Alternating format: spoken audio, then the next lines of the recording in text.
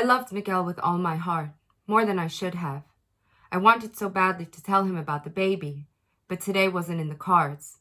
I hadn't fixed my hair or my makeup, but it didn't matter. I just wanted to hold him. Maybe if I held him tight enough, he would feel our baby growing inside me, and I wouldn't have to work up the cojones to tell him. Maybe he would just know.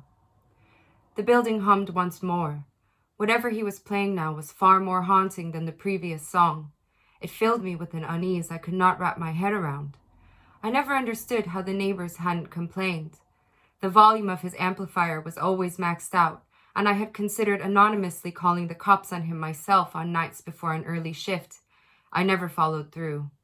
Like I said, I loved Miguel more than I should have. I could never break that bond over something as silly as a noise complaint. I simply got used to being tired. After several minutes of aggressive knocking, Miguel finally came to the door. He left the chain on and peered at me, a foul stench seeping through the sliver between the door and the frame. His eyes were sunken, his cheeks drawn and gray. The golden brown warmth had left his face. He was the color of cold oatmeal. His skin clung listlessly to his body, as if it wanted nothing more than to slip to the floor and disappear into the peeling linoleum. I did not know this man.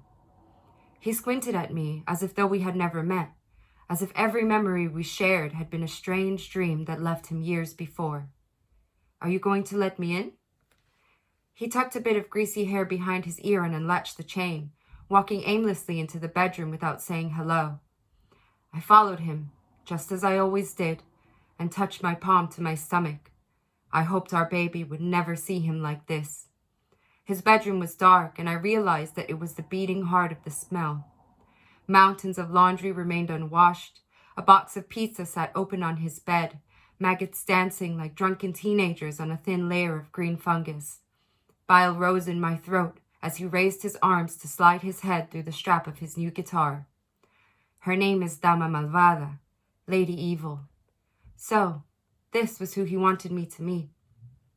I crept closer to him, careful not to breathe through my nose. "Can I see it?" Miguel did not reply. His shoulders began to tremble, shaking more violently with every step I took toward him. I didn't know how much longer I would be able to stand the foulness of his bedroom. I placed my hand on his shoulder. Miguel's skin was feverish, hot to the touch, yet he shook as if though he were freezing. I opened my mouth to say his name, to say anything to get him to look at me. As suddenly as it started, the shivering stopped. The room grew still, except for Lady Evil. She glowed, pulsating in the little bit of sunlight that found its way to the grimy window. "No la toques. No puedes tocarla." "Don't touch her. You can't touch her." Miguel's voice was a low, unrecognizable growl. He clenched and unclenched his fists, as if stopping himself from shoving me away or tearing out my throat. His hair hung limp around his shoulders. It was thinner than I remembered. He pulled away from me, grabbing his black marbled pick and turning the volume on his amp all the way up. He locked eyes with me, eyes I had never seen before. He moved slowly, the guitar closer and closer to the amplifier, the shriek of the feedback piercing my eardrums. "Miguel, please stop." I cupped my hands over my ears and turned to run. Could the baby hear what was happening to me? To us?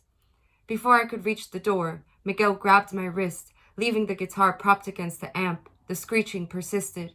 A searing pain radiated through my arm, and I tried to tear myself away, clawing at him, at his sallow, dead eyes. I could hear the baby's heart thumping, slowly growing louder than the feedback from the cackling amplifier. Something warm dripped from my ear. I yelled for help, but I knew no one could hear me. "Where do you think you're going, Tati?" he sneered, all love for me lost from his eyes. "I told you I wanted you to meet her. I want you to meet Dama Malvada, the love of my life. Have some respect."